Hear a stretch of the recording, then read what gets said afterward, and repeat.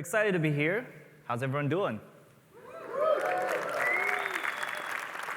So, it's my first time in Austin, actually first time in Texas. So, very happy to see so many people coming here. Very, very excited. And so today I'm going to be talking about, obviously, about Vue, and most importantly about Vue 3. And pretty much the summary of the work we've done for the entire 2019 is all about pushing Vue 3 from an early prototype into something, into reality, into something that you can actually migrate to and adopt in actual production. And Vue 2 has been around for 3 years. So over years, we've accumulated all of these features, new additions, edge cases, bug fixes, ecosystem, and everything. So building a whole new version while keeping as much as the existing ecosystem stable is pretty hard work. So here I want to sort of, so in this talk, I kind of want to take everyone through the process of how we kind of went through all of this and why it's taking so long, okay? But before that, just let's talk about some numbers. Vue.js DevTools, I think this was taken probably like 2 weeks ago. So 1.1 million weekly active users. So I did a little graph. And it seems the growth from 2019 is even faster. So a very, very stable growth graph. Similarly for NPM downloads, January 2020 is 1.7 times of that of January 2019. So overall on a very stable growth path. And I was actually surprised because we had very explosive growth in 2018. And I thought 2019 was not going to be able to top it, but we did, so woohoo.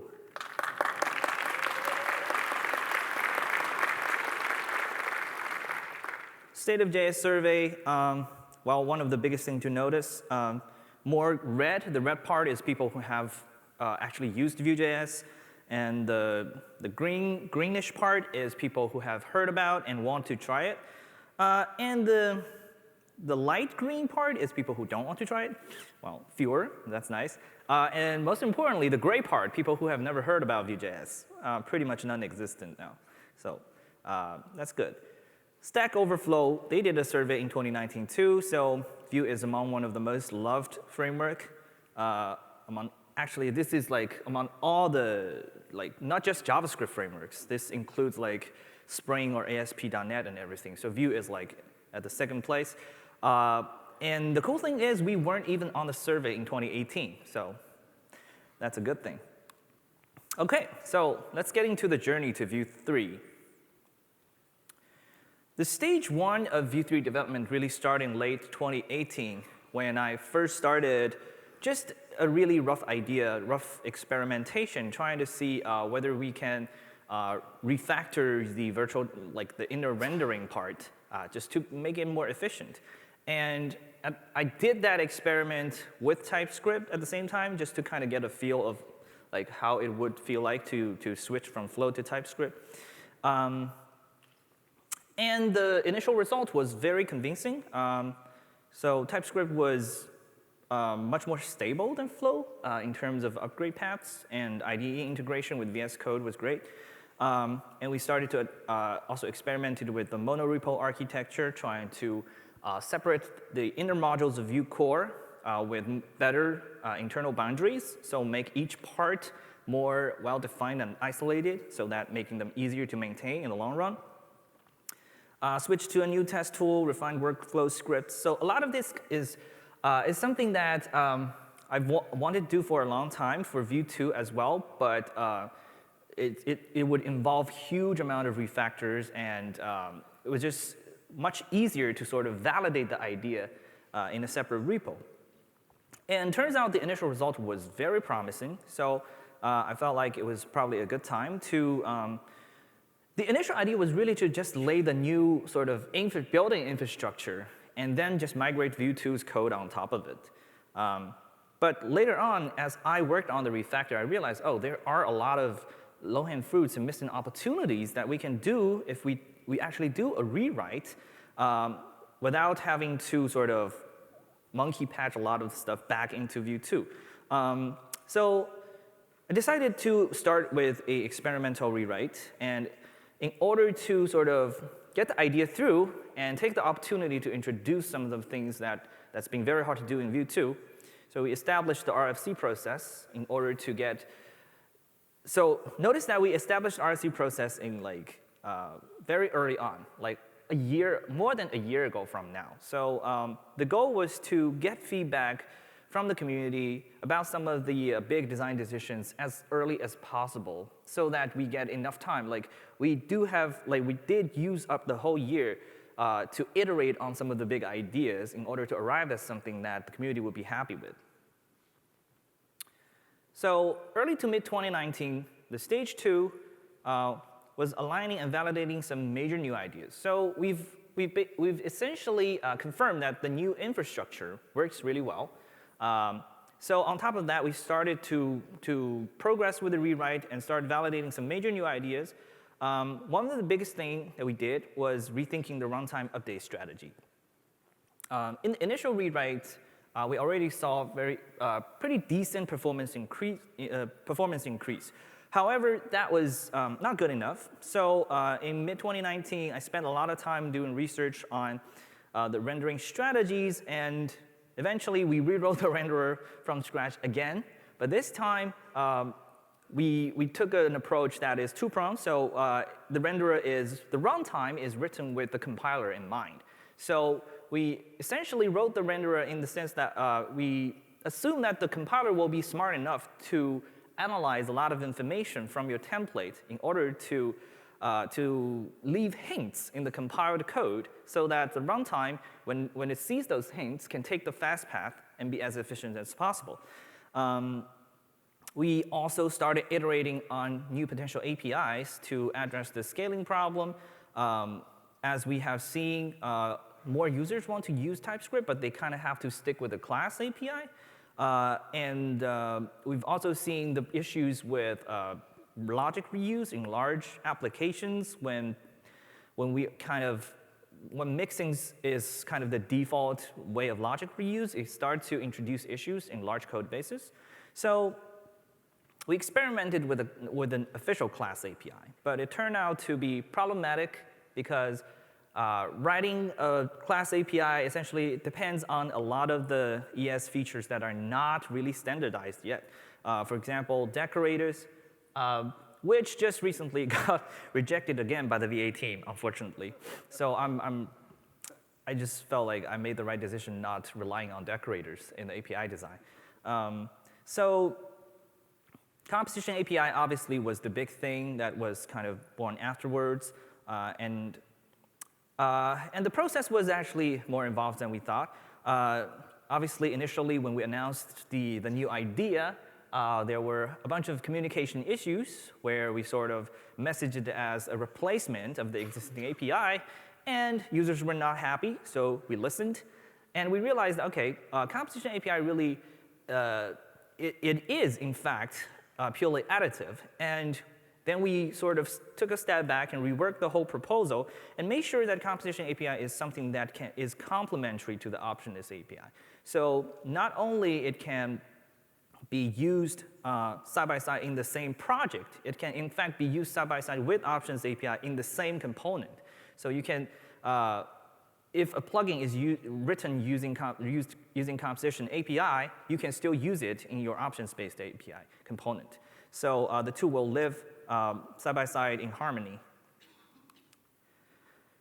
OK, so the early prototype was fast, but not fast enough. So this is about the runtime strategy part, right? So what we did in tackling the performance problem, the first thing is Vue is unique in the sense that it uses both the template, compiles the template with a compiler into JavaScript code, which is called render functions. And render functions are returning virtual DOM trees that's being diffed by the internal rendering engine. And the performance of traditional virtual DOM is determined by the total size of the template rather than the amount of dynamic content. So that's the real bottleneck. A lot of Vue users write large pieces of markup in their templates. And in this case, if a piece of markup only contains a single dynamic binding, it would be really inefficient for the virtual DOM to have to walk through the whole tree and diffing everything just to finally figure out this single message has changed. So our main effort was trying to completely solve this problem. And what we came up with is a system that is able to divide your templates into what we call blocks based on structural directives like vif and v4. So imagine if a template does not contain vif and v4, then because of the constraints of the template syntax, we can safely assume that the node structure of that piece of template will never change. So there's really no point in trying to walk the tree and trying to check if the nodes have moved or not, right? So within each stable block, the compiler will then generate code so that as the virtual DOM tree is constructed, it only tracks the dynamic nodes inside that block. So after your virtual DOM tree is constructed, each block node will then contain a flat array of the dynamic nodes inside that block. Now, this is similarly for v4, right? So it's a block tree, right? So typically you would only have just a few vif, v4 bindings in each template, but you will have potentially hundreds of DOM nodes in the template, right? So we are reducing the amount of recursive traversal by an order of magnitude. In addition, within each of these, so after this optimization, within this template block, the only thing we're doing is really just checking this node and check whether its text message has changed. So we have additional optimization hints. For example, we know that this element, its attributes are static as well. So there's really no need to diff the attributes at all. So it will get, but it does have dynamic text. So it will get something we call a patch flag, indicating that the only thing you need to check for this element is its text content and nothing else. So with all of these combined, in addition, all of these nodes are completely static. They will be hoisted outside the render function. So on every update, every re-render, the same nodes will be reused, and the engine will see, oh, these are the exact same nodes. There's no need to do any work, and these nodes will completely be skipped without even having to check for flags. So improvement overview 2. The red column, this highlighted column here, it will be the most relevant metrics you should care about. So this is template node width, which essentially means when you use the CLI to precompile template, this is the performance you'll get. And the average improvement is more than 100% in Chrome.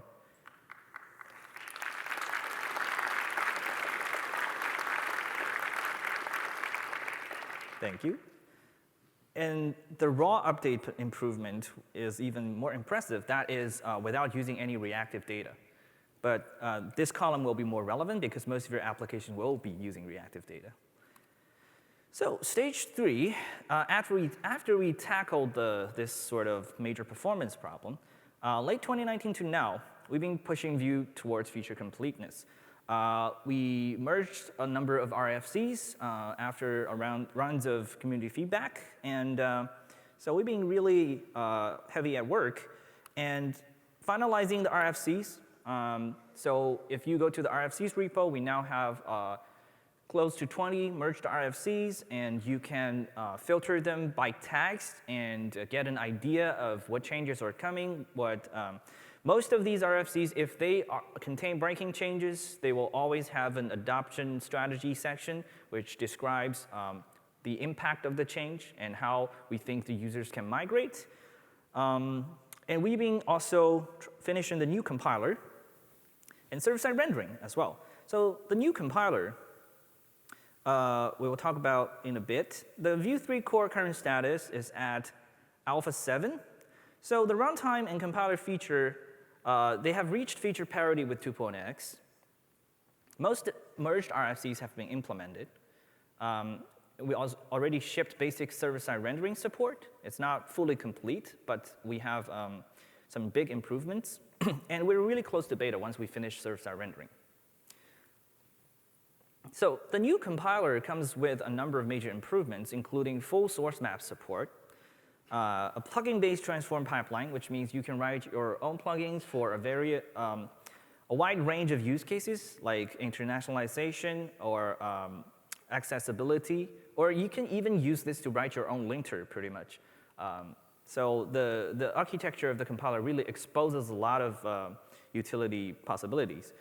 A layer designed for high-order compilers. So this allows rendering to other platform solutions like NativeScript to sort of reuse the compiler and change the parts that does not align with web and sort of make it cross-platform.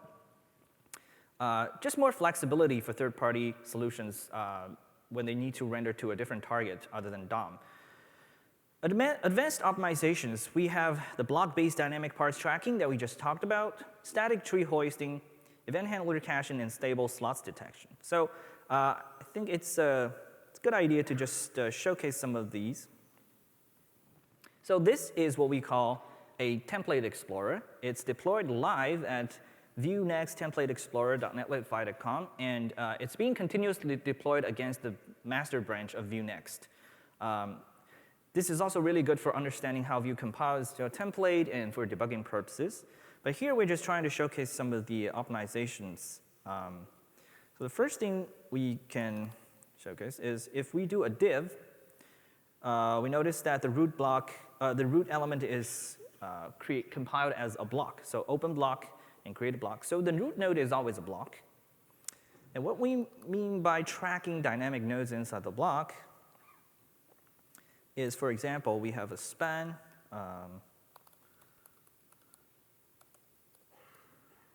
So when we have a span, notice that when I click on the right side, the original source is highlighted as well. So if I click here, the compiled correspondent is highlighted. This is all thanks to source maps. And so this part is currently static, so we can hoist it. So if we enable hoist static, that node will be hoisted outside the render function. This is also helpful during hydration. And then if we give it a dynamic content, it gets a patch flag. That patch flag indicates this element does contain dynamic content, but the only thing you need to care about is its text.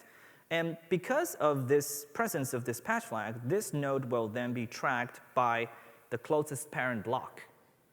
So during the diffing algorithm, when we run into a block, we will first check its dynamic children. If it has dynamic children, then that's the fast path, and we only care about the dynamic parts, and we can skip everything else. Now, static hoisting is pretty useful because if we have nested static parts, the whole tree will be hoisted. So anything inside static parts can be skipped. In addition, if you have a large enough static block, it gets just simplified into a big string because we know they are all static and they don't contain any dynamic parts, so there's no really XSS concerns. So this will be just set with Vue in HTML for more performance. And then let's talk about another optimization called handler caching. So when we write a component and pass down a event, for example, at update equals hello, now we're passing down a direct method, but sometimes we write code like this, right? We may pass an inline function down. Now, traditionally, this would lead to a new function being created on every render, right? So for the component, from the child component's perspective, that means this onUpdate prop is changed. It's changing on every render. So the child component will be like, oh, you gave me a new function, so I don't know if the new function is exactly the same with the old one, so I must update to be sure, right? So this is a common culprit of the optimization in terms of rendering performance. So with handler caching, the compiler automatically caches this inline function for you and will reuse the same function in subsequent updates. because there are enough assumptions we can make about your code to ensure that this is indeed safe to be cached, right? Now, with this, after the first render, subsequent renders will be always using the same function. So it's the same identity. So for the child component, nothing has changed, and it never needs to update again, which is so this alone could potentially reduce a lot of unnecessary renders in big component trees. And in addition, we have in V3, all the content passed to the slots of a child component will be functions by default. So the nice thing about returning functions is that if you ever use a dynamic text field in it, it will be tracked, because the function is lazy and it's only called by the child, the message will be tracked as a dependency of the child. Again, this is all about improving reducing the unnecessary cases where the parent and child needs to update together. So in big applications, it is often hard for developers to do this kind of optimizations manually, but when the compiler can do it for you, the payoff is great. So the Template Explorer, you're encouraged to check it out and play with it. OK, so now let's talk about the last piece of the puzzle in core. That is server-side rendering. So we've been working on server-side rendering for the past couple months. And based on the current benchmark, we're seeing 3 times better performance than 2.x. So that is a pretty huge improvement. That puts us in probably in the league of the fastest server-side rendering solutions out there, all thanks to the new server-side rendering compilation strategy. So in Vue 2, originally, when we first authored render function, is that feedback? When we first authored the server-side rendering renderer, it was taking the full virtual DOM and serializing the virtual DOM node. So you can imagine that would be very inefficient compared to pure string concatenation. So later on in Vue 2, we introduced an extra compiler pass that would try to stringify as much as possible in the template to make it more performant. But due to the constraints of how Vue 2 runtime was designed, a lot of the we have to bail out in a lot of cases and couldn't maximize this benefit. So in Vue 3, we essentially, when we rewrote it, we designed the whole runtime with this in mind. So we can now convert essentially any part that should be converted to strings inside your template. So again, let's go back to the Template Explorer and tick the server-side rendering part. So if this is a div, then when we do server-side rendering, really it's just pushing a string. And when we do static attributes, they're just really strings. If you do dynamic binding, it is really adding an interpolation part into the template literal. Now, the difficult part was really getting this string concatenation optimization to work nicely with components and slots in between. So with components, so this part is a string call, is just pushing a string based on this part, and this pushes a string based on this div. And again, each component, when we render it, results in what we call a sub-buffer. So the component is a buffer that could be synchronous, or it could contain asynchronicity. So the real difficult part is because in V3, a component could be an async component, or it could contain something we call an async setup function that is essentially asking the renderer to wait for it to fetch some data before continuing rendering.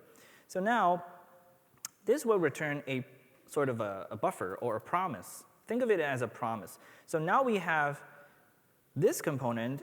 Its buffer is essentially an array that mixed with strings, child buffers, strings.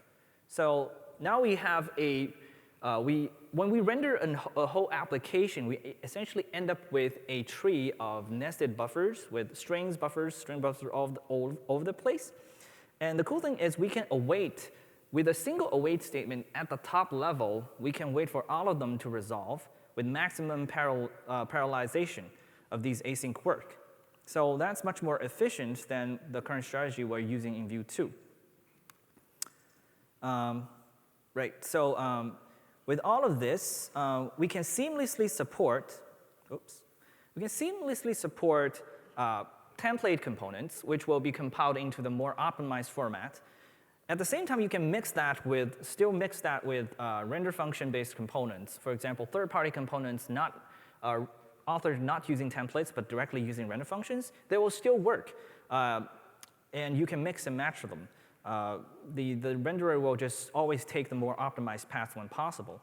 Now, the async setup function, the setup function is the entry point for the composition API, which is a new thing. And when you make that function async, you indicate that this component has an async dependency, and the rendering process should wait on it before continuing. And this can serve as a generic hook for any kind of async work. You can use that for data fetching, for code splitting, and use it for caching child content. So there are a lot of possibilities in this. And the nice thing is it will be all handled the same way by the renderer with maximum parallelization. Then the hydration. So the hydration process also sees big performance improvements because thanks to the more aggressive analysis by the compiler, we now have more information about what parts can change and what parts cannot change, right? So by using the same static tree information and also the patch flag information, the hydration process can also skip a ton of work, unnecessary work, essentially just ignoring all the parts that will never change. And we are also making the hydration logic tree shakeable for non-server-side rendering apps. So if your app is not used with server-side rendering, then it will not include the hydration logic in your final bundle at all. So overall, we are pretty happy with the current improvements with server-side rendering, but there is some work to be done. First is suspense support. Suspense is a new feature that we're introducing, which is still kind of experimental. So we're hoping to finalize that in the coming month. Hydration mismatch handling. So ideally, we want the hydration process to be more error tolerant. So if we detect a mismatch, we can opt to just directly morph the existing DOM content to match your actual JavaScript content. Then we need to integrate into the single file component compiler so that it can be then integrated into higher level frameworks like Nuxt. And we need more tests. So for Vue 3, what is left outside of Vue core?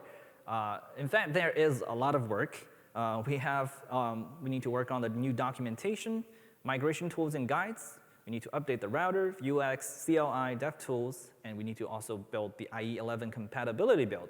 Luckily, we have team members already working on a lot of these.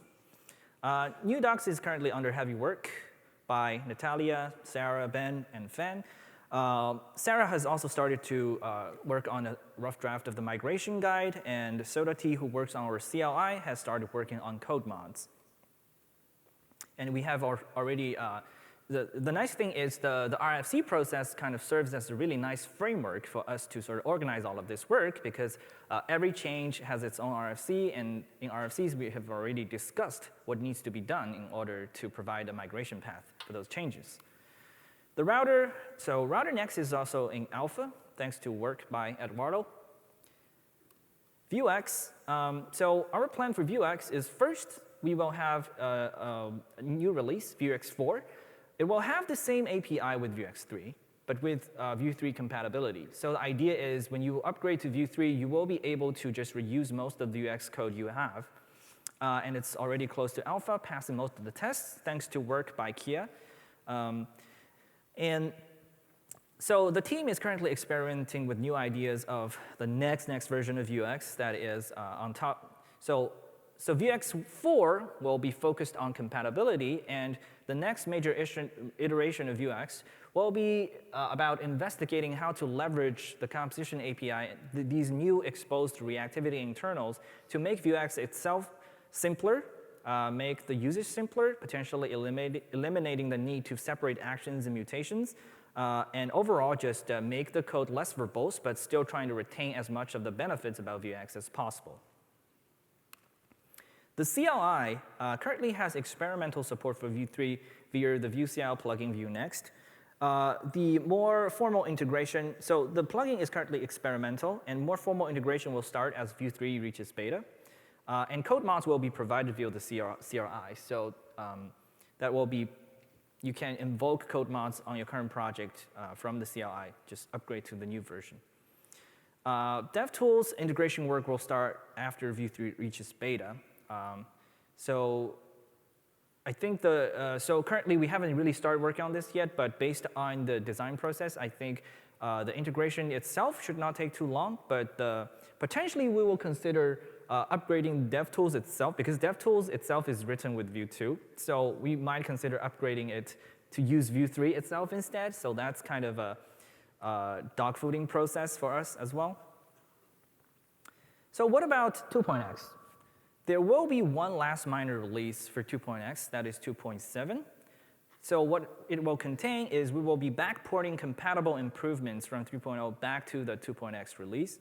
And the 2.7 will also include deprecation warnings for features that's going to be removed or features that's going to change in 3.0.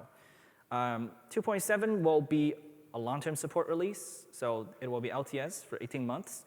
But after that, it will only receive security updates.